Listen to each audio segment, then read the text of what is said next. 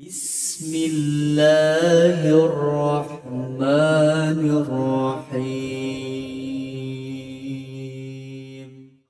Assalamualaikum warahmatullahi wabarakatuh.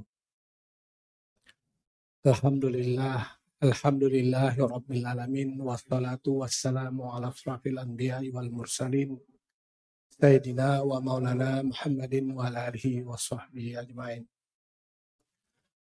Alhamdulillah, kita panjatkan puji dan syukur kepada Allah Subhanahu wa Ta'ala dan kepada junjungan kita Nabi Muhammad Sallallahu Alaihi Wasallam beserta keluarga, sahabat, dan para tabi'in. Mari kita panjatkan puji dan syukur kepada Allah dan alhamdulillah atas segala nikmat yang telah diberikan Allah kepada kita dan kepada junjungan kita Nabi Muhammad Sallallahu Alaihi Wasallam pada sampai saat ini risalahnya sampai kepada kita, dan alhamdulillah umat kita ini masih menjalankan apa yang disunnahkan oleh beliau dan apa yang diwajibkan, yang diperintahkan oleh Allah Subhanahu wa Ta'ala. Pertama-tama saya mengucapkan banyak terima kasih kepada bapak-bapak dan ibu-ibu telah hadir di sini, tetap istiqomah menghadiri pengajian Ahad di pagi hari ini. Alhamdulillah.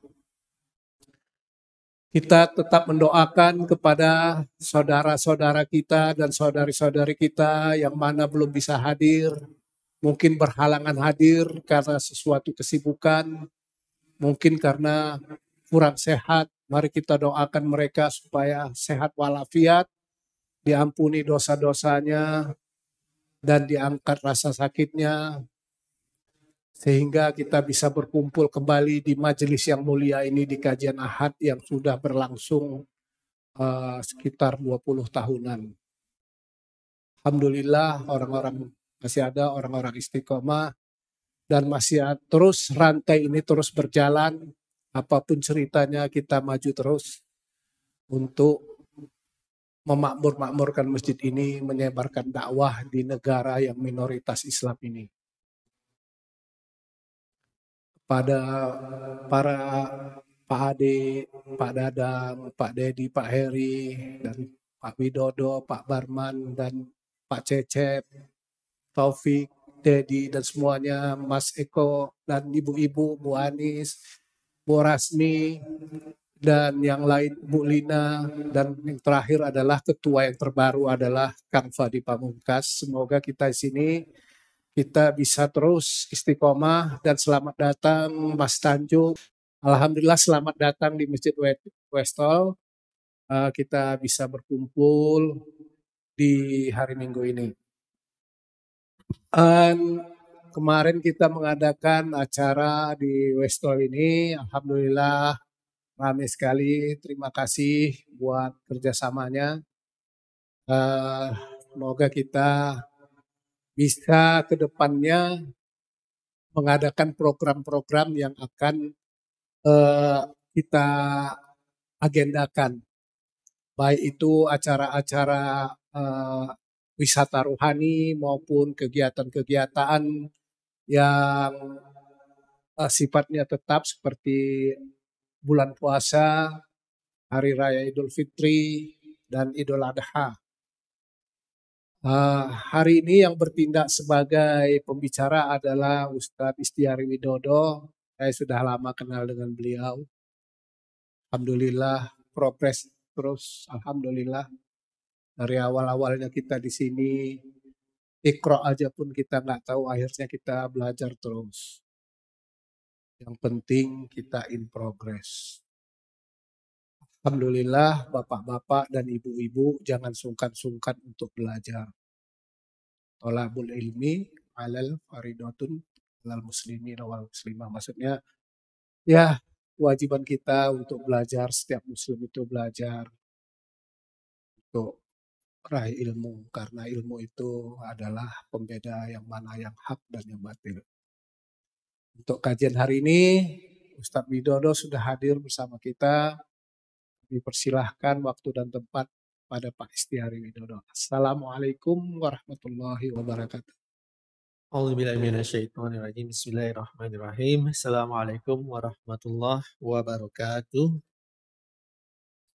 Alhamdulillahirabbil alamin wassalatu wassalamu ala asyrofil anbiya'i wal mursalin sayyidina Muhammadin sallallahu alaihi wasallam. Rabbi sori wa yassir amri wal 'uqdatam min lisani yafqahu qawli. Amin ya rabbal alamin. Bapak Ibu sekalian, alhamdulillah pagi ini kita ketemu lagi melanjutkan bahasan kita dengan tema yang saya bawa berkaitan tentang hadis dari Arba'in An-Nawawiyah, yaitu hadis yang kumpulan dari Imam Nawawi, sekitar 40 hadis, in total ada 42 hadis ya. Alhamdulillah kita bahas dari yang pertama ya, hadis yang pertama sampai yang sekarang, insya Allah kita bahas hadis yang ke-41. Jadi insya Allah satu hadis lagi kita khotam ya, bahasan selama berapa tahun gitu ya, 40 tahun, 41 hadis, 40 hadis. Intinya sebetulnya kumpulan hadis-hadis yang diakui oleh para ulama sangat isinya sebetulnya sangat kunci sekali dalam ajaran agama kita. Dari pertama membahas masalah niat ya, sampai iman, Islam dan banyak hal. Fokusnya lebih kepada pembentukan akhlak ya. Jadi beliau luar biasa bisa mengumpulkan sekitar 40 hadis dari sekian puluh ribu hadis yang ada itu ya, yang kira-kira bisa merepresentasikan dari ajaran Islam secara keseluruhan. Insya Allah hadis ke-41 kita coba bahas atau haji bersama-sama, mudah-mudahan bisa dapatkan manfaat bagi diri kita semua. Amin. Bismillahirrahmanirrahim. Hadis ke-41 dari Abu Muhammad Abdullah ibnu Amir ibnu Al-Ash radhiyallahu anhu. Abi Muhammadin Abdillahi ibnu Amri ibnu Ash radhiyallahu anhuma qala Rasulullah sallallahu alaihi wasallam, la yu'minu ahadukum hatta yakuna hawahu taba'an lima ji'tu bih. Hadisnya hasan ya, sahih, di warawainahu fi kitabil hujjati bi isnadi sahih. Jadi hadisnya dihukumi hadis yang sahih. Jadi Abi Muhammad, dari Abi Muhammad Abdillah ibnu Umar ibnu Ash radhiyallahu anhu qala Rasulullah berkata, la yu'minu tidaklah engkau beriman ya. La yu'minu bisa juga dianggap tidak sempurna keimanan, atau bisa juga sama sekali tidak dianggap beriman, atau dianggap tidak sah juga. La yu'minu ahadukum, setiap dari kalian ya, satu dari kalian atau semua dari kalian, hatta yakuna hawahu taba'an lima ji'tu bihi, sampai kamu menjadikan hawahu maksudnya hawanya, maksudnya bisa dikaitkan hawa nafsu ya, atau tarikan nafsu, hawa atau syahwatnya atau nafsunya, tabaan mengikuti lima ji'tu bihi, mengikuti daripada apa yang aku datang padanya. Maksudnya mengikuti dari Nabi itu diutus untuk apa gitu. Nabi diutuskan untuk membawakan risalah dari Allah. Jadi secara sederhananya tidak sempurna keimanan seseorang sampai hawa nafsunya mengikuti syariat yang Nabi bawakan. Di keimanan itu bukan cuma sekedar percaya pada sesuatu, tapi juga ada implikasinya. Ya. Kita percaya pada sesuatu, lalu buktinya apa? Jadi ini adalah pembuktian ya. Di sini pembuktiannya adalah sampai hawa nafsu kita mengikuti dari syariat apa yang disampaikan oleh Nabi Shallallahu Alaihi Wasallam. Jadi ada dua aspek. Yang pertama adalah masalah keimanan. Yang kedua masalah implementasinya. Oke, kan kita dianggap beriman, tapi iman itu tidak sempurna. Iman is just about believe on something. Tapi how you prove that belief, intinya gitu ya. Nah, disinilah makanya keimanan itu hanya bisa dianggap sempurna jika isi dari diri kita, atau paling tidak karakter dari kita sudah mencerminkan dari apa yang kita believe. Artinya kalau kita percaya bahwa Allah tiada Tuhan selain Allah ya, la ilaha illallah, maka buktinya apa? Intinya gitu ya.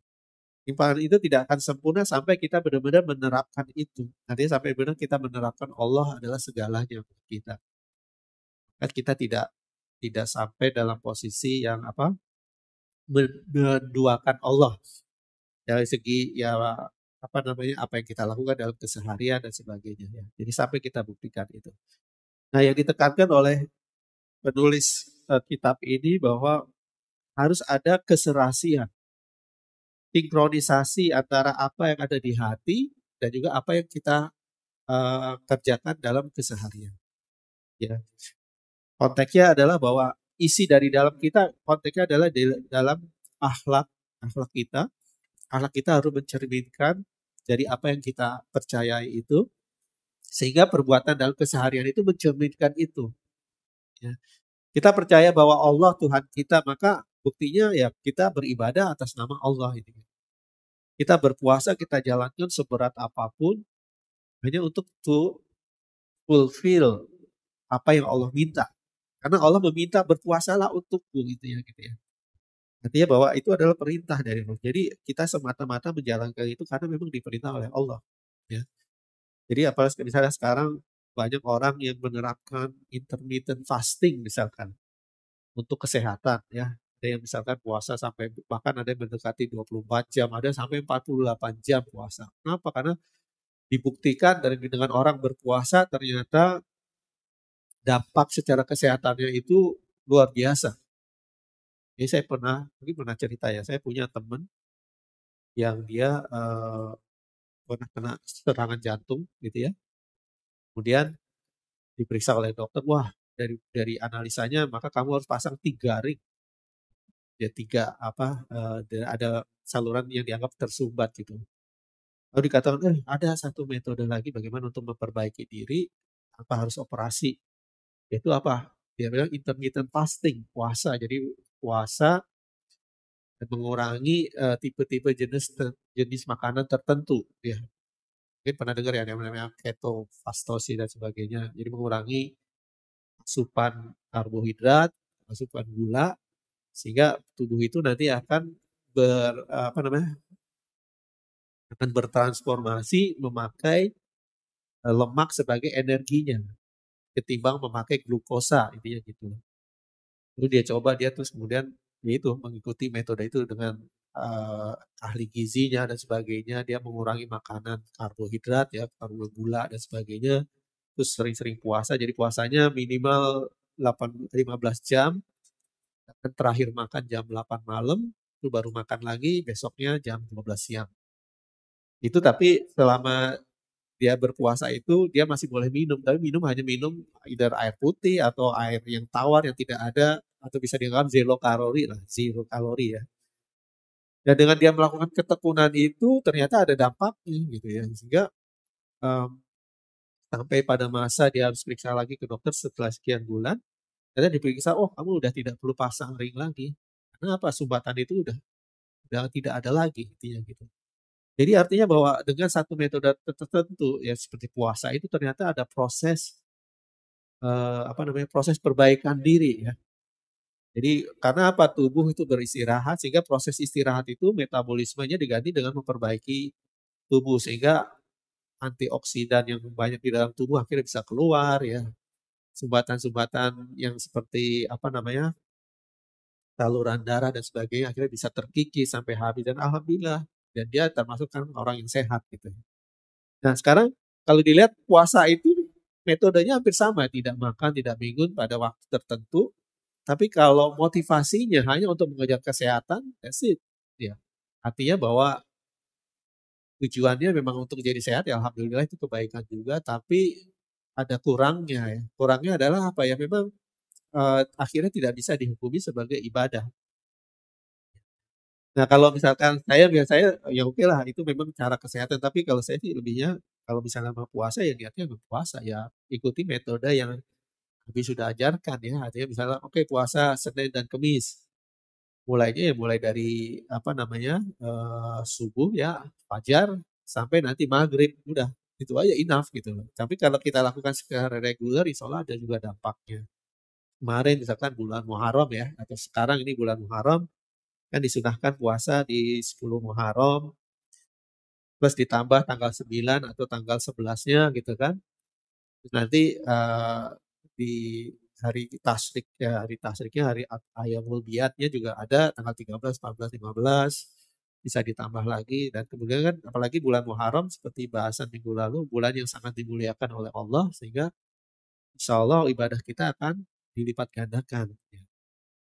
Tapi dengan kita coba merutinkan ibadah-ibadah tertentu, ternyata dampaknya juga positif. Positif kepada diri kita ya. Misalkan alhamdulillah saya tidak termasuk golongan orang obes, orang yang kegemukan ya. Caranya apa? Apakah kamu mempertahankan diet tertentu? Ya enggak juga. Yang penting rutinkan aja misalkan puasa gitu ya. Senin Kamis aja lah kalau kita insya Allah bisa konsisten. Itu insya Allah dampaknya baik. Ya. Kalau kita seumuran saya gitu ya, banyak teman-teman saya yang udah harus makan obat kan. Jadi kalau misalkan kita ketemu ya orang-orang tua, kamu makan obat apa aja hari ini? Oh ada obat penekan tekanan darah tinggi, ada untuk pencairan darah dan sebagainya gitu ya. Itu udah jadi umum gitu. Jadi seolah-olah dibentuk satu persepsi bahwa kalau kita sudah mencapai usia tertentu, maka keniscayaan untuk kita mengkonsumsi obat setiap hari gitu. Padahal we don't have to gitu ya. Kalau kita lihat dulu orang-orang terdahulu juga tidak seperti itu gitu. Artinya bukan sesuatu keharusan kita harus mengkonsumsi obat. Tapi ya harus ada effort yang kita jalankan. Nah, makanya kita pilih aja satu upaya yang paling tidak dampaknya juga untuk kesehatan diri kita ya. Yang kuat puasa ya berpuasalah gitu, dan sehingga alhamdulillah tidak harus kita konsumsi obat-obat seperti itu. Nah, intinya adalah yang ingin saya tekankan bahwa banyak ibadah-ibadah yang sebetulnya dampaknya positif buat diri kita, yang mungkin kita sering lupakan, tapi kalau kita berpikir bahwa Allah specifically mention berpuasalah untukku gitu. Artinya very special di hadapan sisinya Allah gitu ya. Artinya bahwa puasa itu ditempatkan pada posisi yang yang istimewa di hadapan Allah. Dia balasannya dari Allah langsung kan. Nanti di hari di hari pembalasan gitu. Ada kalau orang yang misalnya fokus sedekah, pikirannya sedekah untuk dilipat gandakan return-nya. Jadi masih berharap sesuatu in return di kehidupan dunia. Tapi puasa is very special. Nah, kita memilih pilihan itu kan karena kita ingin dalam posisi yang memang what does Allah has instruct us to do gitu kan ya. Berpuasalah karena itu untukku. Sholatlah karena sholat itu adalah silat. Silat itu dalam konteks menyambung hubungan dengan Allah. Nah, itulah jadi kembali lagi ke hadis ini bahwa keimanan kita diwujudkan pada apa perbuatan kita. Apa yang kita lakukan adalah implikasi dari apa yang kita percayai. Kan? What we believe, that's what we do. Gitu. Jadi jangan sampai itu tidak sampai sinkron. Ya. Karena ya spesifiknya Rasulullah mengatakan bahwa la yu'minu ahadakum hatta yakuna hawahu taba'an lima ji'tu bih. Ya, tidaklah sempurna keimanan seseorang untuk kalian dianggap belum dikatakan beriman sampai hawa nafsunya mengikuti apa yang aku bawa. Ya. Jadi itu kembali lagi di hadapan ini. Nah sekarang ada aspek hawa nafsu dan juga aspek keimanan. Jadi hakikat hawa nafsu itu apa intinya gitu ya. Al-hawa, ada yang menerjemahkan hawa itu semacam tarikan atau kecenderungan. Dan seringkali kita menemukan kata hawa bisa di hawa nafsu ya, hawa nafsu. Dengan nafsu itu sebetulnya kan konteksnya jiwa ya. Nah, kalau kita bahasan tasawuf itu bahwa manusia itu secara tubuh dibagi dalam 3.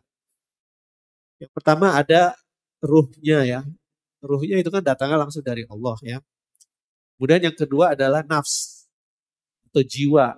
Dan yang ketiga adalah jisim atau tubuh fisik. Jadi ada ruh, ada nafs, ada jisim. Nah, ruh itu misteri ya kan. Di Quran kan dikatakan bahwa saat ada seorang bertanya tentang ruh, maka ruh itu adalah urusanku. Dan kalian hanya diberikan ilmu yang sangat sedikit tentang ruh itu, gitu kan? Dan tubuh kita tahulah tubuh is physical body. Tapi di antara itu ada yang namanya nafs atau nafs atau sering diterjemahkan sebagai jiwa. Jiwa itulah yang nanti akan dihisap, dibuat perhitungan atau ada accountability. Accountability-nya adalah apa yang kita lakukan atau bagaimana jiwa itu akan berjalan. Makanya sebetulnya yang ditekankan di sini adalah penekanannya karena jiwa itu kan bisa atas bisa ke bawah itu ya, tergantung dari tarikan dan tergantung dari apa yang kita ikuti di sana. Kalau kita jiwa yang kita pegang ini sering hanya mengikuti nafsu-nafsu yang rendah, maka bisa dikatakan kita tidak akan jauh beda dengan hewan. Ya, karena hewan itu kan punya insting, tidak punya akal. Dia hanya melakukan sesuatu berdasarkan instingnya. Sehingga hewan tidak bisa dikatakan bermaksiat ya, karena tidak bisa diukur di sana. Karena dia tidak punya cara untuk memilih jalannya intinya gitu ya. Nah, tapi kalau nafsu itu dibiasakan untuk melakukan satu kebaikan-kebaikan tertentu, maka bisa mendekati dengan level kualitas malaikat. Malaikat adalah makhluk ciptaan Allah yang selalu taat kepada Allah. Tidak ada pembangkangan istilahnya gitu ya dari malaikat. Kayak waktu Allah menciptakan manusia kan ada pertanyaan. Pertanyaan itu bisa dimaknai macam-macam ya, bukan berarti penolakan, tapi pertanyaan karena ingin tahu. Ya Allah, kenapa Engkau menciptakan itu sebagai yang disangka menjadi khalifatu fil ard, sebagai pemimpin pelaksana kehidupan di dunia.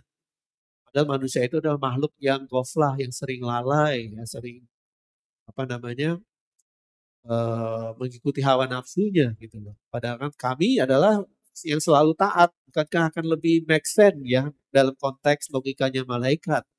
Kalau kepemimpinan itu diberikan kepada malaikat, karena mereka akan selalu taat, sehingga dijamin semuanya akan baik-baik saja. Tapi kan Allah menjawab, kamu tidak lebih tahu dari apa yang aku tahu.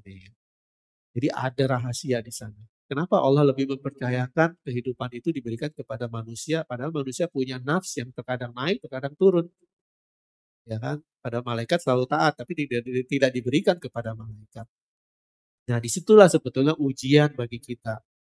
Ya, karena nafsu itulah nanti yang akan diperhitungkan atau ada yang namanya accountability. Dan rahasia dari kenapa kita diciptakan, karena memang tujuannya adalah untuk menguji nafsu itu nanti akan berakhir di posisi yang mana, ya, posisi yang baik atau posisi yang buruk ya. Jadi intinya gitu. Jadi kembali lagi, jadi nafsu itu bisa dikatakan atau hawa nafsu itu adalah satu kecenderungan ya. Bisa kecenderungan kepada kebaikan atau juga bisa kecenderungan kepada keburukan ya. Jadi memang kecenderungan itulah yang nanti akan diuji. Kita akan masuk dalam golongan yang mana ya. Kemudian seringkali konteks nafs atau hawa itu lebih daripada konteks yang negatif. Ya meskipun tidak menutup kemudian maksudnya juga positif. Seperti misalnya di surat Shad ya. Bismillahirrahmanirrahim. Wala tabi'i hawa fayudillaka an sabilillah. Dan janganlah engkau mengikuti hawa nafsumu sehingga ia menyesatkanmu dari Allah. Jadi hawa di sini fayudillaka yang akan menyesatkan an sabilillah dari jalannya Allah. Jadi memang terkadang lebih sering didefinisikan kepada hal-hal yang sifatnya negatif. Jadi jarang sekali di Quran menyebutkan hawa dalam konteks yang positif ya. Jadi lebih, tapi bukan berarti hawa itu selalu negatif, karena bisa juga positif. Jadi misalkan hawa tarikan kita untuk berambisi mencapai sesuatu. Kalau jalannya bisa disebutkan jalan yang sesuai dengan ajaran syariat itu adalah hal yang baik. Atau disebut azimah. Azimah itu adalah semacam motivasi yang kuat ya. Tapi kalau jalannya buruk maka ya jelas itu tidak. Jadi kita tidak bisa membatasi hawa itu hanya selalu konteksnya negatif. Tapi seringkali yang di refer hawa itu adalah hawa yang konteksnya negatif karena mengikuti nafsu yang rendah. Nah, jadi konteksnya adalah mengikuti hawa nafsu itu adalah seringkali disebutkan sebagai sumber dari maksiat. Sumber dari menghalangi jalan kebenaran. Ya. Jadi orang yang selalu mengumbar syahwat, mengikuti dorongan hawa nafsunya, Dan dia membiarkan untuk terkungkung dalam dorongan-dorongan tersebut, maka jelas jatuhnya adalah ke perbuatan yang maksiat dan akan mengabaikan dari syariatnya Allah. Ya.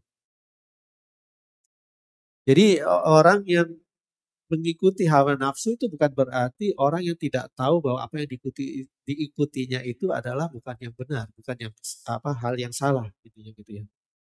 Karena apa? Karena kalau orang melakukan sesuatu dan dia tidak tahu bahwa itu salah, maka tidak dihukumi sebagai orang yang bermaksiat.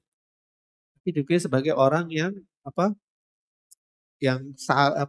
yang bisa dimaafkan ya. Kalau di hadis yang saya lupa ya, beberapa hadis yang lalu kan ada yang namanya khotok. Khotok itu kan salah ya. Kalau dalam bahasa Arab misalnya mengerjakan tugas gitu loh. Atau ada kalimat, ini kalimat yang benar atau kalimat yang salah. Kalimat benar haza sahih, itu benar. Kalau kalimat yang salah haza khotok, itu tidak benar, salah. Tapi bukan berarti salah yang disengaja. Karena saat kita mengerjakan kan kita menganggap itu benar. Padahal salah gitu. Makanya disebutnya khotok. Dan khotok itu dimaafkan secara syariat. Ya, jadi artinya bahwa kalau orang melakukan sesuatu perbuatan karena dia tidak tahu itu salah, maka masih boleh dimaafkan. Seperti kita pernah bahas dulu kan, misalnya ada seorang polisi mengejar perampok yang lari. Kemudian perampok itu ditembak, tapi tidak kena, tapi ternyata mengenai orang lain. Misalnya anak kecil dan sebagainya, dan anak itu sampai meninggal. Nah, tertembak itu. Dan secara hukum syariat, maka itu tidak dianggap sebagai pembunuhan. Itu sebenarnya suatu perbuatan yang tidak disengaja. Artinya dia bahwa orang yang menembak itu maka tidak boleh dihukum kisos. Tapi dia tetap harus membayar diat, membayar denda. Ya, jadi kalau dia membunuh secara sengaja maka dia kena kisos. Tergantung dari keluarga yang korbannya, apakah dia akan membalas atau tidak. Kalau dia meminta membalas nyawa dengan nyawa, maka dia harus dibunuh secara hukum Islam. Tapi kalau khotok tadi tidak dianggap dia melakukan pembunuhan. Jadi artinya bahwa hukumnya agak berbeda. Jadi masih bisa dimaafkan. Ya. Jadi kembali tadi bahwa seseorang dianggap mengikuti hawa nafsunya bukan berarti karena dia tidak tahu bahwa itu salah, tapi dia tahu itu salah, tapi dia masih melakukannya. Karena ada satu kenikmatan tertentu misalkan ya.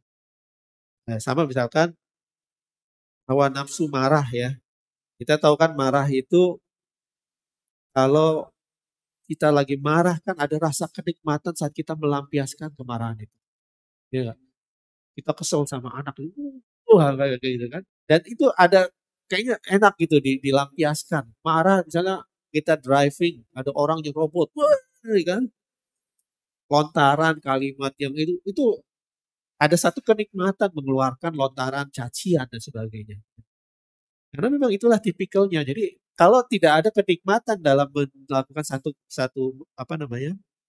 nafsu atau syahwat, maka orang tidak akan melakukan keburukan tersebut. Tapi ada kenikmatan secara syahwat tadi gitu ya. Nah itulah sebetulnya. Jadi padahal kita tahu bahwa Nabi pernah bersabda la taghdab walakal jannah ya. Janganlah kalian marah karena nanti kalian akan dapat surga. Jadi artinya ada satu big reward kalau kita bisa bertahan dari melampiaskan kemarahan. Ya. Nah, jadi itu tadi. Jadi kita tahu bahwa bahwa marah yang kita lampiaskan itu adalah salah. Apapun ininya ya alasannya ya. Kalau konteksnya melampiaskan dengan cara yang tidak benar, maka dianggap jelas satu kesalahan. Tapi ya itu tadi, karena memang itulah dorongan nafsu manusiawi, orang marah gitu ya. Itu orang mengikuti hawa nafsu itu manusiawi dan tidak bisa kita bersih dari dorongan itu gitu. Sehebat-hebatnya orang gitu ya, atau sealim-alimnya orang, pasti ada dorongan-dorongan itu. Yang membedakan orang yang baik dengan yang tidak adalah bagaimana dia mengendalikan. Ya. Bagaimana saat dia marah tapi dia tidak melampiaskan dengan membabi buta. Dia lampiaskan dengan cara-cara yang masih elegan intinya kayak gitu ya. Jadi artinya bahwa tidak bisa atau kemarahan itu tidak akan bisa kita hindari, satu saat dalam kondisi itu pasti akan datang karena that's the nature of human being gitu ya. alim-alimnya orang kalau diganggu pasti ada rasa tertentu. Wah, secara harga diri gitu kan, caci orang dan sebagainya, pasti ada rasa kemarahan. Tapi kemarahan itu bagaimana, apa yang kita lakukan dengan kemarahan itulah yang akan membedakan kualitas kita, gitu ya. Oke, kalau dilihat misalnya di hadis yang lain dikatakan bahwa Nabi SAW pernah bersabda bahwa orang yang kuat itu bukan orang yang jago gulat gitu ya, gitu. Jago mengangkat beban yang berat atau orang, tapi adalah orang yang bisa mengendalikan hawa nafsu, mengendalikan amarah. Berarti apa? Memang mengendalikan marah itu bukan hal yang gampang, itu hal yang sangat berat gitu ya. Tapi kalau kita bisa mengontrol itu, insya Allah kita sudah pada posisi yang lebih baik. Ya. Tapi kembali lagi bagaimana kita tahu bahwa bagaimana kita harus mengendalikan itu, ya pertama ya kita harus tahu bahwa kita tuh sedang marah. Gitu. Kalau kita tidak tahu kita sedang marah kan kita soal jalan aja, natural aja gitu ya gitu ya. Dan kita tidak tahu. Nah memang ada banyak hal yang bisa dikatakan. Memang kita harus punya harus berlatih lah ya, berlatih memberikan kesadaran. Makanya bagaimana caranya kita tahu bahwa kita saat marah, ya kita harus punya cara untuk inikan ya, merasakannya ya. Jadi misalkan kalau mungkin ahli teater gitu. Ahli teater kan saat dia masuk satu peran, dia harus punya emotional state yang pas dengan peran yang dia jalankan. Makanya kalau dia posisinya harus marah, dia harus bisa mengeluarkan amarah itu. Bagaimana caranya? Ya dia trigger kemarahan itu ya. Jadi ada yang misalkan makanya kalau orang teater kan terkadang juga ada latihan-latihan nafas gitu. Ayo mengatur pernafasan untuk menaikkan kondisi emosional tertentu. Nah, dengan dia melatih itu, akhirnya dia bisa tahu bahwa kalau saya ingin marah, saya mengambil posisi yang seperti ini. Jadi misalkan, mungkin kalau ada yang pernah tahu ya, ada saat marah dan dia sempat punya kesadaran, coba perhatikan bagaimana kondisi kita. Saat marah biasanya apa? Ciri-cirinya jantung akan berdegup cepat. Kalau ada kayak dorongan di sini ya kan, kayak dada ini udah penuh gitu dan sebagainya. Itu kita tahu bahwa kita sedang marah. Nah, kalau kita punya kesadaran, akhirnya kita diberikan kesadaran, you have a choice whether you want to untuk melampiaskan or you can stop there. Nah, kayak gitu ya. Jadi ya itu tadi, bagaimana caranya supaya kita tidak dengan mudah melampiaskan hawa nafsu, ya pertama ya kita harus punya, ya it's not easy thing ya, tapi paling sesuatu yang kita bisa latih untuk bisa kita punya kemampuan tersebut ya. Kemudian hawa nafsu yang dituruti bisa juga menjadi sembahan selain Allah. Maksudnya adalah konteks dari ibadah itu kan kita tunduk kepada Allah, tapi kalau kita mengikuti hawa nafsu itu bisa juga menjadi salah satu trigger bahwa kita bisa menjauhkan diri dari Allah. Ya, contohnya misalkan saat kita melakukan satu perintah Allah, apakah itu puasa dan sebagainya, kemudian ada satu hawa nafsu, aduh males aduh gitu misalkan gitu ya. Atau tidak maulah, aduh males gitu. Dan kita ikutin malesnya aja. At the end akhirnya kita meninggalkan kewajiban dari Allah. Sehingga itu bisa menjadi trigger kita berpaling dari Allah. Pertama, it's just, gak apa-apa lah. Misalkan, sholat isya, malam, aduh udah ngantuk banget, udahlah gak usah dulu lah. Misalkan gitu ya. Di saat pertama kali kita meninggalkan kewajiban, pasti masih ada rasa bersalah. Aduh semalam saya gak sholat isya nih, ya udahlah gimana gitu kan. Tapi begitu kita lakukan yang kedua kalinya, ketiga kalinya, dan seterusnya, akhir rasa bersalah itu akan semakin berkurang sehingga bisa jadi hilang. Hingga kita tidak merasa bersalah lagi saat kita meninggalkan kewajiban kepada Allah. Ya. Nah, makanya hal tersebut sesuatu yang sifatnya kecil, sesuatu yang sifatnya masih awal, itu biasanya sangat mudah kita kendalikan. Tapi once we keep doing it more and more, at the end it's become very, very difficult. Jadi sesuatu yang sangat sulit untuk kita bisa kendalikan. Ya. Sama juga dengan masalah habit, masalah kebiasaan. Kebiasaan bermaksiat itu kalau sudah terbentuk karakter akan sangat berat sekali untuk kita meninggalkannya. Ya, jadi itulah makanya disebutkan bahwa hawa nafsu yang sebetulnya easy to manage dalam posisi awalnya has become very very difficult to manage when we are keep doing it over and over and over. Kita sering misalkan melakukan maksiat tertentu dan sudah berulang-ulang, at the end akan susah untuk kita tinggalkan, kecuali dengan effort yang luar biasa sekali. Kayak dalam konteks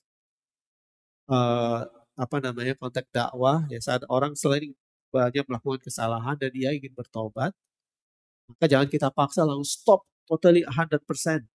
Berat sekali. Apalagi kalau kita sering telling a lie.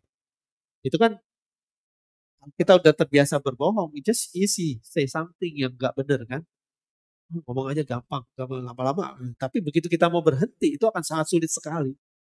Karena tubuh kita teradjusted dengan posisi yang kita easily say telling a lie gitu ya.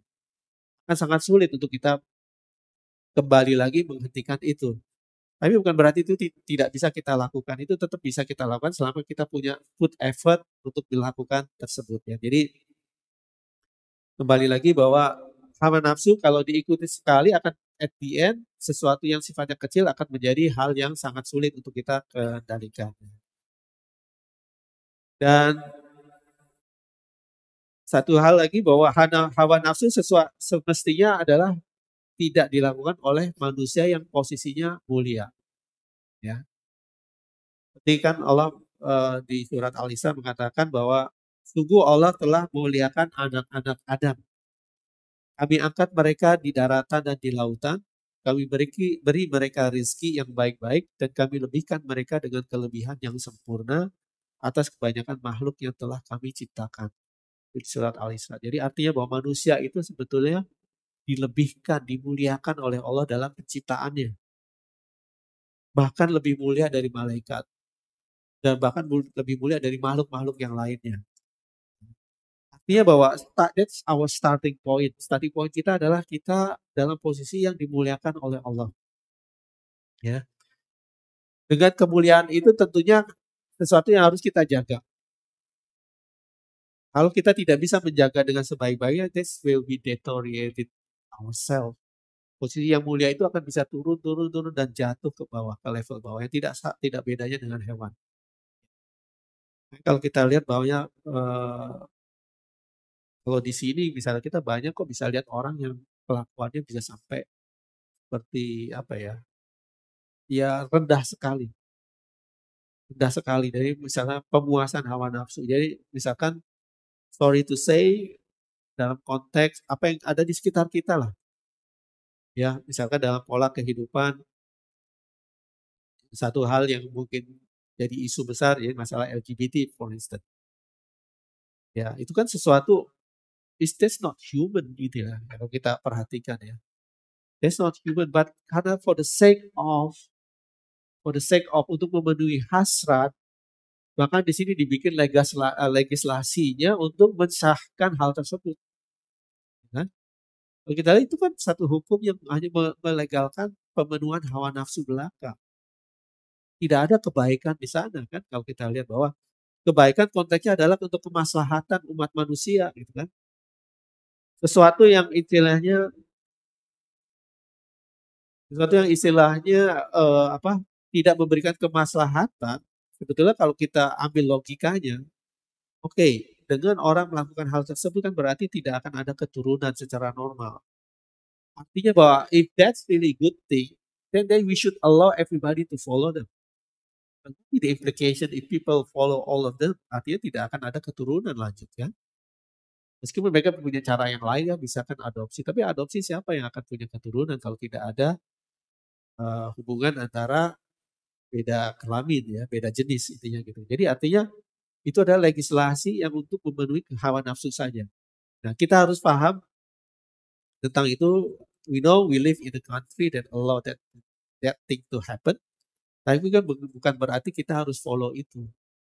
Okay, we need to acknowledge their existence, but we don't need to condone their behavior. Ya, We have our own value dan itu yang kita preserve.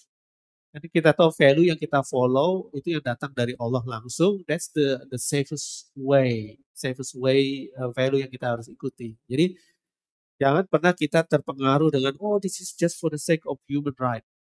This is for the sake of pleasure of human. I know people like to do so gitu kan, sehingga mereka legalkan itu untuk happen.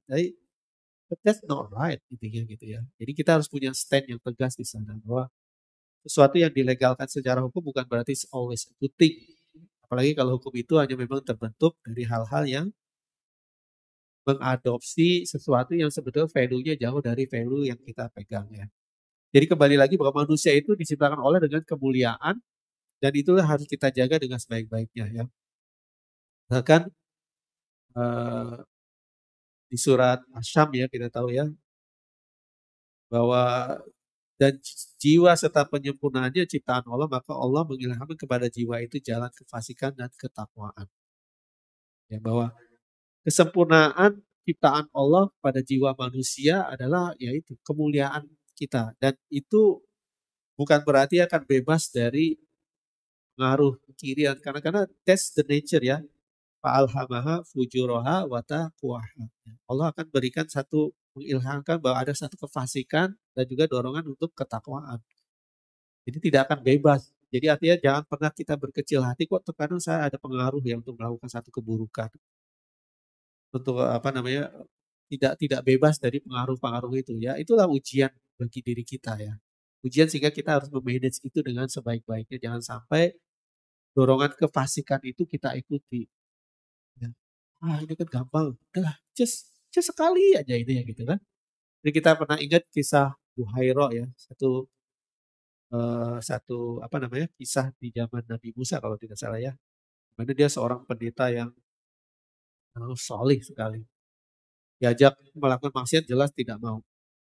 Tapi setan punya cara gitu ya. Dia mulai dengan unsur yang sedikit, akhirnya sampai dia tidak bisa terlepas dari itu semua. Jadi artinya jangan pernah kita meremehkan dorongan maksiat kecil apapun. Kalau Ibnu Qayyim mengatakan bahwa dorongan keburukan itu datangnya kecil. Nah, itulah semudah-mudahnya saat kita bisa mengontrol, kita stop. Istilahnya stop, don't do that gitu ya gitu. Karena masih bisa kita kontrol. Tapi kalau once kita follow, terus kita follow lagi, akhirnya itu akan jadi sangat besar sehingga akan sulit kita kontrol, kita kendalikan. Ya, jadi memang harus kita pintar-pintarlah mengelola dorongan-dorongan keburukan ya. Supaya tidak menjadi tarikan yang kita tidak mampu kendalikan lagi. Jadi secara penciptaan manusia itu kan diberikan akal. Akal adalah beyond thinking ya. Artinya bahwa hewan itu juga diberikan otak oleh manusia, oleh Allah. Diciptakan dengan otak. Artinya bahwa secara functional otak itu kan dipakai untuk berpikir. Tapi hewan itu tidak diberikan akal oleh Allah. Jadi artinya proses berpikirnya hewan itu hanya sebatas naluriah saja. Mengikuti ya, kalau lapar dia makan. Kalau dia ngantuk ya tinggal tidur intinya gitu ya. Kalau ingin melampiaskan nafsu ya just lampiaskan saja. Regardless halal atau haram gitu ya. Tapi manusia punya satu kelebihan di sana yaitu akal. Akal adalah untuk bisa memilah mana yang buruk, mana yang baik. Sehingga kita bisa being selektif, memilih sesuatu yang hanya untuk kebaikan diri kita saja. Karena mengikuti hawa nafsu at the end hanya merusak diri kita ya. Coba perhatikan. Kalau kita sering perhatikan ya, bukan berarti judgment ya, tapi paling nggak kita coba lihat misalkan orang-orang yang sering melakukan banyak maksiat. Itu kalau kita perhatikan misalnya wajahnya itu seolah ada hilang cahaya cahaya rohaninya. Nah, kok orang itu kesannya datar gitu ya. Oke, tidak ada cahayanya dan sebagainya. Karena cahaya itu sudah hilang. Tertutupi oleh kemaksiatan yang selalu dilakukan berkali-kali. Kalau kita perhatikan wajah para ahli ilmu, steak atau apa gitu. Kalau kita lihat wajahnya kok kayaknya teduh gitu ya. Sejuk gitu kan. Kayak ingin kita selalu berdekatan dengannya untuk mendapatkan kesejukan tersebut. Karena memang cahaya cahaya rohaninya itu sangat memancar gitu ya. Kalau dia berbicara kok kayaknya enak kita dengerin ya. Tidak membuat diri kita emosi, tidak membuat diri kita jadi apa ya, ikut marah dan sebagainya, tapi kayaknya sejuk dan sebagainya. Jadi ada cahaya rohani yang dia tampilkan di sana. Beda dengan orang yang bermaksiat. Nggak ada cahayanya gitu, nggak ada, udah, dan kita jadi malas untuk dekat-dekat dengan orang tersebut ya. Bukan berarti judgement, tapi paling tidak reaksi secara naturalnya seperti itu. Jadi memang ya kesempurnaan manusia itu harus kita jaga dengan akhlak, dengan perbuatan kita yang sesuai dengan syariat kan. Dengan mengikuti syariat dari Allah, itulah menjaga cahaya rohani kita untuk tetap memancar. Kebaikanlah selalu yang akan dipancar. Jadi kalau cahaya rohani kita memancarkan kebaikan dan orang menjadi ingin melakukan perbuatan baik saat bertemu dengan kita, insya Allah itu adalah sebaik-baiknya posisi manusia gitu ya.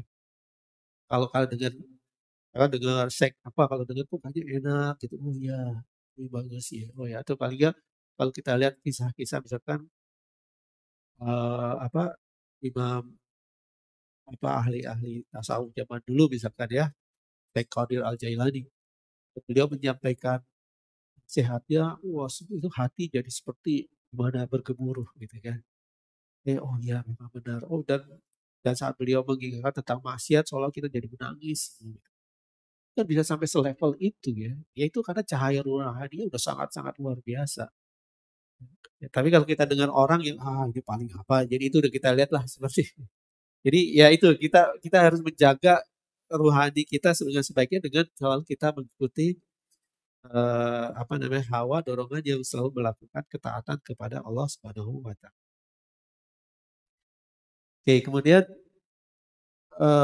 seperti tadi ya di surat An-Syam Allah berfirman, "Qad aflaha man zakkaha wa qad khaba man dassaha." Maka sungguh beruntung orang yang mensucikan jiwa itu dan sungguh merugikanlah orang yang mengotorinya. Jadi mensucikan jiwanya ya jelas itu tadi ya. Mulai kita pilah-pilah lah. Do not tell a lie misalkan. Itu kan sangat berat ya. Kayaknya kalau kita lagi dalam posisi terdesak, should I say something that's not right gitu kan.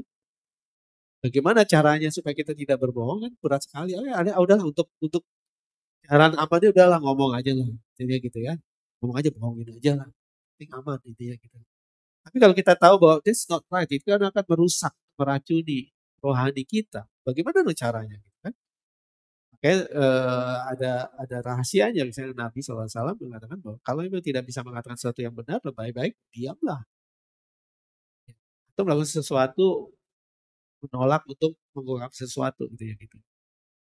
Seperti pernah diceritakan kan saat Nabi duduk ada orang berlari gitu. Dan berikutnya ada orang membawa senjata gitu.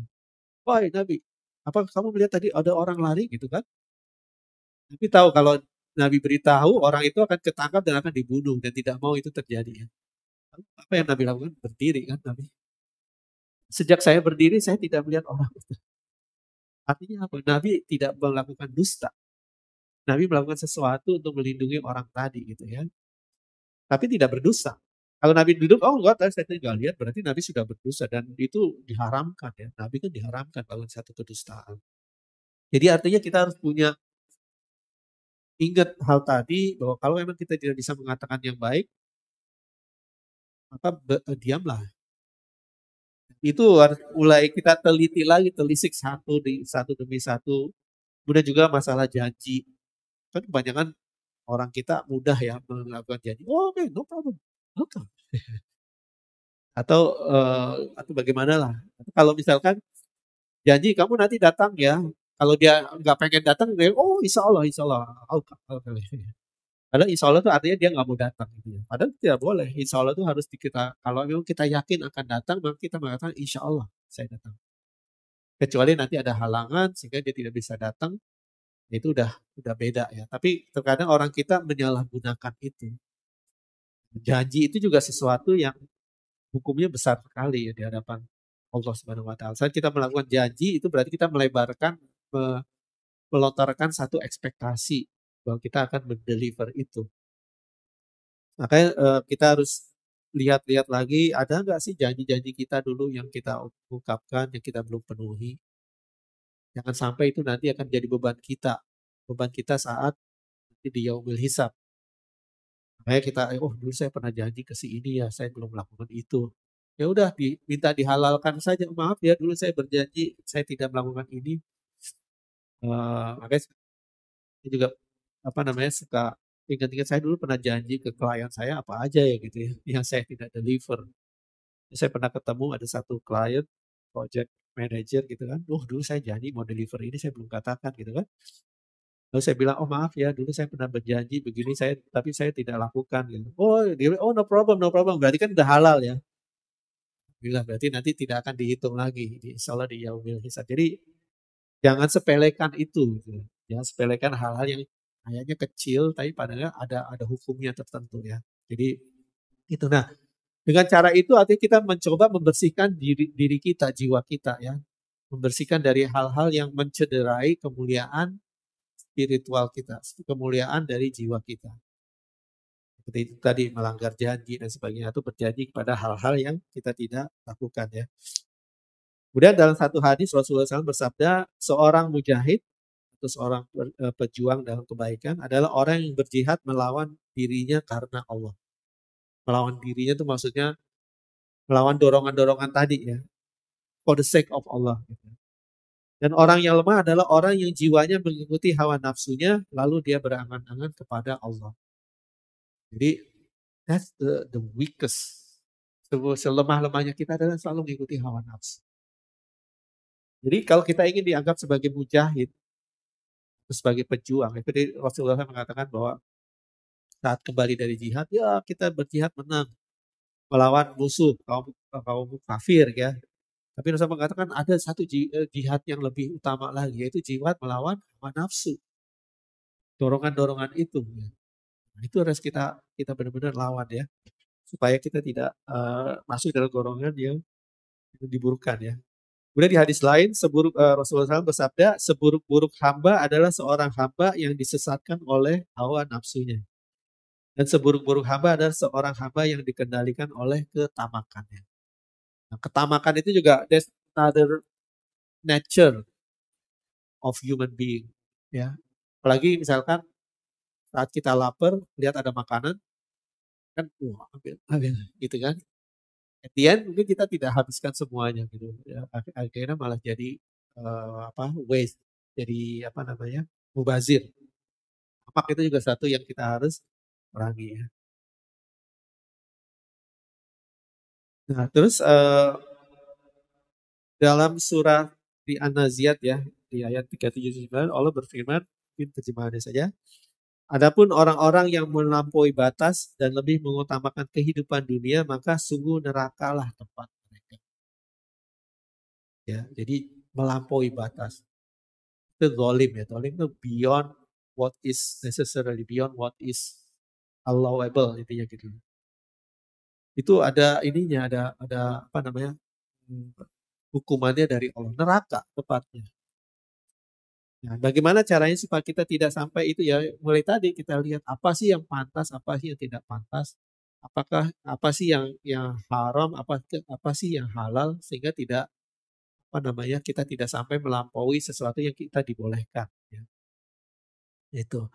Kemudian tingkatan iman seorang muslim yang bersahadah ya dan bertekad untuk selalu melakukan perintah dan meninggalkan larangannya, maka itu adalah satu starting point. Maka itu adalah starting point dengan segala konsekuensinya ya.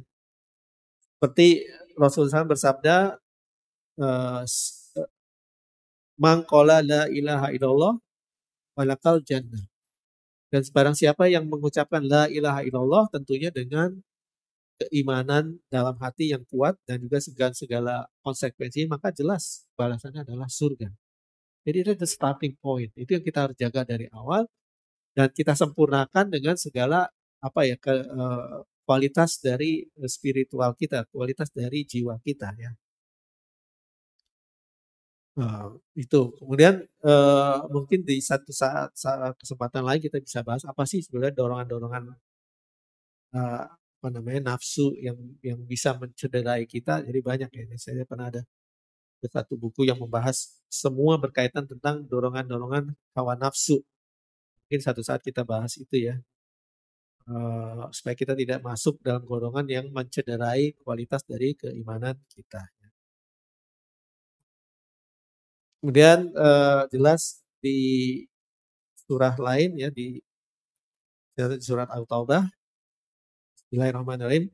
Qul in kana aba'ukum wa abana'ukum wa ikhwanukum wa azwajukum wa asiratukum wa amwalu qataraftumuha wa tijaratun takhshawna kasadaha wa masakinu tardawnaha ahabu ilaikum minallah wa rasulih wa jihadin fi sabilihi fatarabbasu hatta ya'tiyallahu bi amrih walau la yahdil qaumal fasiqin. Katakanlah, jika bapak-bapak kalian, anak-anak kalian, saudara-saudara kalian, istri kalian, kaum keluargamu, harta kekayaan yang kamu usahakan dan perniagaan yang kamu khawatirkan kerugiannya, dan tempat tinggal yang kamu sukai adalah lebih kamu cintai daripada Allah dan Rasul-Nya, serta berjihad di jalannya, maka tunggulah sampai Allah mendatangkan keputusannya. Dan Allah tidak memberi petunjuk kepada orang-orang yang fasik. Jadi di ayat ini dideskripsikan hal-hal yang kita lihat sebenarnya dalam keseharian kita bisa juga itu jalan kita menjauhkan diri dari Allah. Maksudnya jika bapak-bapak kita yang mengajarkan sesuatu yang tidak baik misalkan, atau anak-anak kita yang melalaikan kita dari kewajiban syariat, atau keluarga, kerabat, istri ya, dan bahkan juga harta kekayaan yang melalaikan kita, dan juga perdagangan yang kita takut rugi, ya, dan tempat tinggal yang kita sukai lebih kita cintai daripada Allah, maka berhati-hatilah ya. Jadi kembali lagi kita review lagi gitu, jangan sampai kesibukan kita dalam keseharian sampai kita meninggalkan kewajiban kita kepada Allah Subhanahu wa Ta'ala ya. Jadi ya untuk kita jadi lebih berhati-hati lagi ya. Mungkin itu saja kali ya yang bisa saya share berkaitan tentang hadis Arba'in Nawawiyah yang hadis ke-41. Saya ulangi lagi, Rasulullah bersabda, la yu'minu ahadakum hatta yakuna hawahu taba'an lima ji'tu bihi. Jadi la yu'minu, tidaklah kalian beriman, tidak sempurna keimanan kalian, ahadakum ya, semua kalian, hatta yakuna hawahu taba'an, sampai hawa nafsu kalian mengikuti tabaan lima ji'tu bihi, mengikuti dari apa yang Nabi diutus kepadanya. Maksudnya mengikuti syariah dari Allah Subhanahu wa Ta'ala. Ya, mudah-mudahan itu jadi pengingat buat diri kita untuk kita selalu menjaga kualitas jiwa kita, spiritual kita, karena sebagai bagian dari keimanan ya. Ini jelas simple statement dari Nabi SAW, tapi implikasinya bisa luar biasa ya. Begitu saja, jazakumullah khairan katsiran. Assalamualaikum warahmatullahi wabarakatuh. Waalaikumsalam warahmatullahi wabarakatuh. Terima kasih Ustadz Istiari Widodo atas penjabaran tentang hadis ke-41, hadis Arba'in An-Nawawi. Mengenai nafsu ini memang sangat betul berat ya. Mungkin Pak Cecep mungkin bisa menjelaskan ke depannya tentang 3 nafsu yang terkandung di dalam Al-Quran, yaitu nafsu lawamah, nafsu mutmainnah, dan nafsu amarah. Memang musuh yang terbesar kita adalah diri kita sendiri. Orang bule-bule itu bilang the biggest enemy is yourself. Jadi mungkin kita ke depannya Pak Cecep bisa menjelaskan tentang nafsu-nafsu ini. Jadi kalau kita tergantung toolnya, kalau ada chef daddy, kalau dia pakai pisau dia chef, jadi dia menggunakan pisau itu untuk yang bermanfaat. Tapi kalau untuk orang yang jahat bisa digunakan untuk membunuh orang lain. Jadi kembali kepada kita diri sendiri, termasuk saya sendiri, lalu mengingatkan diri kita sendiri. Terima kasih Pak Wid. Saya sendiri pun banyak salah, mohon maaf lahir batin. Alhamdulillah, terima kasih banyak Pak Wid. Mungkin ada jemaah yang mau bertanya, kami persilahkan. Assalamualaikum warahmatullahi wabarakatuh. Waalaikumsalam. Saya ingin bertanya mengenai tadi kan disinggung sedikit mengenai janji-janji yang kita lupa itu kita usahakan untuk dipenuhi gitu ya. Ditanya kepada orangnya. Tapi kalau misalnya orangnya udah nggak ketemu-ketemu gimana tuh? Udah susah banget. Kita nggak tahu di mana orangnya gitu. Itu apakah bagaimana gitu? Janji general maksudnya apa misalnya, ataupun waktu dulu kan misalnya pada zaman jahiliyah suka ke supermarket ada anggur nyobain tanpa minta izin, apakah itu termasuk sesuatu yang harus diinikan gitu loh? Itu aja. Assalamualaikum. Oh iya, silakan. Kalau tadi kan orangnya yang sudah pergi, sudah susah ketemu. Gimana kalau janji itu kesempatan yang sudah hilang? Misalnya, ya saya dulu pernah diminta tolong sama teman saya, orang tuanya wafat. Jadi kalau lagi ngisi kajian, minta tolong didoakan Al-Fatihah, gitu ya di situ. Kemudian ya saya lupa di pengajian itu saya nggak minta jemaah itu baca Al-Fatihah untuk ibunya beliau, gitu. Jadi ya tapi ketika selesai kesempatannya hilang, jadi tidak bisa lagi untuk ya udah, padahal udah bilang insya Allah nanti ya kita baca bareng-bareng, tapi kelupaan karena pendeknya waktu pada saat itu. Seperti apa Pak Widodo? Terima kasih. Oke. Langsung aja Pak Iman. Jadi untuk janji seperti tadi Bang Andre, bagaimana kalau orang itu sudah tidak kita temui atau sulit, keluarganya pun kita nggak tahu ya, nggak bisa kita hubungi dan sebagainya, atau kalau kita ketemu orangnya dan kita sampaikan malah jadi masalah misalkan. Nah biasanya saya juga pernah bertanya kepada satu syekh gitu, bagaimana syekh kalau dalam kondisi seperti itu? Lalu beliau menjawab, dan ini adalah jawaban umum ya, jawaban secara keilmuan, bahwa kalau memang kondisinya seperti itu dan tidak ada cara lain untuk bisa meminta dihalalkan, maka yang kita lakukan adalah kita mendoakan orang tersebut. Doakanlah kebaikan kepada orang tersebut ya. Jadi doakan, ya Allah, sebelum saya pernah berjanji dengan orang dan saya tidak bisa penuhi dan saya tidak bisa meminta dia untuk menghalalkan hal tersebut, maka saya bermohon untuk Engkau berikan ampunan kepada orang tersebut.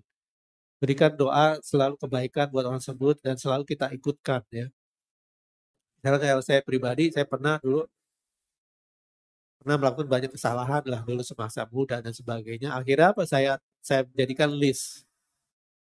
Terus setiap habis sholat ya selalu baca doa buat orang itu. Ya Allah, dulu saya pernah melakukan kezaliman atau keburukan kepada orang itu, maka berilah dia ampunanmu, ya Allah, berilah dia hidayahmu, dan berikanlah ya hal yang terbaik jauh melebihi dari apa yang dia yang kerugian yang dia dapatkan karena kesalahan saya. Dan itu yang kita bisa lakukan ya. Selalu doakan kebaikan kepada orang tersebut, dan kalau bisa diikutkan selalu dalam doa kita. Karena kita tidak tahu ya apakah doa kita yang awal sudah bisa membersihkan janji yang kita lakukan itu atau masih belum gitu kan. Ya untuk garansinya every doa harus kita ikutkan. Kita tambah doa-doa tadi, setelah doa ampunan buat orang tua kita tentunya ya. Doa bagi orang-orang yang kita pernah berbuat zalim dan kita belum meminta maaf, maka mohonlah berikan orang itu ampunanmu, ya Allah, berikan dia hidayahmu jelas, dan berikan dia tempat yang terbaik, berikan balasan yang jauh melebihi dari apa yang kerugian yang dia dapatkan dari saya gitu ya. Jadi itu yang diberikan nasihat dari beberapa syekh ya saat kita menanyakan tersebut. Jadi mudah-mudahan itu bisa menjawab. Jadi jangan terlalu cemas, jadi paling tidak ya ikutkanlah. Jadi tapi PR-nya buat kita harus selalu baca doa itu selama kita selesai sholat. Nah kemudian untuk yang tadi ya, kalau kesempatan itu sudah hilang dan ternyata yang meminta tadi masih ada gitu ya. Pertama jelas kita minta maaf. Maaf ya, tadi saya terlewatkan memenuhi janji saya. Semoga Engkau bisa memaafkan saya dan dan bisa membayar janji tersebut dengan cara tersebut ya. Tapi kalau misalkan kalau kita minta maaf orang jadi marah, misalkan kalau jadi kayak gimana, ya itu tadi kembali lagi kita doakan lagi pada orang tersebut. Ya Allah, saya itu dulu pernah berjanji melakukan hal ini, tapi saya tidak bisa penuhi. Maka saya mohon ya berikan dia kebaikan, ya doakan lagi. Jadi ya itu, kalau emang kesempatan sudah hilang, ya kalau orangnya masih ada, ya aduh maaf ya, ini kelewat gini. It's really my, jadi sincerely gitu, sincerely kita mohon karena kealpaan kita, sehingga mudah-mudahan dia menghalalkan itu, tidak menjadi tuntutan dia nanti di hari kiamat. Karena kan pasti akan ada tuh, oh dulu dia pernah berjanji ya Allah, gitu kan. Nah, itu jadi bagian dari yang harus kita hati-hati. Mungkin itu kali ya. Gimana Pak Andre dan Pak Taufik? Alhamdulillah. Assalamualaikum. Ini ada tadi Pak Abu. Pak Abu itu ustadz kita di sini, punya anak. Waktu itu dia kuliah S3 di Monash. Ira mana Ira? Ada di sini nggak? Oh, ada Ira. Ira ini anak Pak Abu. Pak Abu ini ustadz kita, selalu istiqomah kajian di kajian Ahad ini dan selalu aktif di kegiatan Westol. Anaknya kebetulan Ira yang paling tua, yang nomor 2 Aal, yang ketiga tuh Atim. Saya ingat mereka itu. Si Ira ini yang paling tua. Pak Abu baru saja mendapat gelar profesor. Alhamdulillah, semoga menjadi ilmu yang bermanfaat di IKIP ya. IKIP Bandung. Apa? UPI, bukan IKIP lagi. UPI Bandung. Alhamdulillah ya. Ira ada di sini sebagai exchange student di Melbourne ya. Alhamdulillah, welcome to Melbourne. Nice to see you again. Alhamdulillah, sering-sering datang ke Westol ya Ira. Alhamdulillah. Terima kasih banyak Pak Widodo, Ustadz Taufik yang telah memberikan kajian tajwid pada pagi hari ini. Jadi kita sedikit belajar tentang lagu-lagu, lagu Nahwan, lagu Ros, lagu satu lagi lagu lagi Kurdi sih ya betul. Kurdi. Alhamdulillah. Mungkin kita bisa menambah lagi lagu-lagu itu dan istiqamah sesuai dengan orang-orangnya. Alhamdulillah. Terima kasih kepada bapak-bapak dan ibu-ibu yang telah hadir bersama kita. Mari kita tutup kajian Ahad ini dengan doa kafaratul majlis. A'udzubillahi minasyaitonirrajim. Bismillahirrahmanirrahim. Subhanakallahumma wa bihamdika asyhadu an la ilaha illa anta astaghfiruka wa atubu ilaik. Assalamualaikum warahmatullahi wabarakatuh.